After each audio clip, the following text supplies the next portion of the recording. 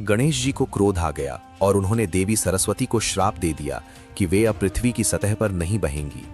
इसी कारण कहा जाता है कि सरस्वती नदी लुप्त हो गई और आज केवल भूमिगत बहती है। लोक परंपराओं में मान्यता है कि जब महर्षि वेदव्यास महाभारत की रचना कर रहे थे और भगवान गणेश स्वयं उनके लिपिकार बने थे, वेदव्यास जी श्लोक बोलते जा रहे थे और गणेश जी उन्हें तुरंत लिखते जा रहे थे। उसी समय पास में सरस्वती नदी पूरी तेजी से बह रही थी। उसका प्रवाह बहुत तेज था और पानी की आवाज इतनी अधिक थी कि आसपास लगातार शोर बना हुआ था। जब वेदव्यास जी महाभारत के गूढ़ श्लोकों का उच्चारण कर रहे थे, तब नदी के तेज बहाव और शोर के कारण गणेश जी और वेदव्यास दोनों को शब्द ठीक से सुनाई नहीं दे रहे थे। इससे लेखन में बाधा उत्पन्न होने लगी।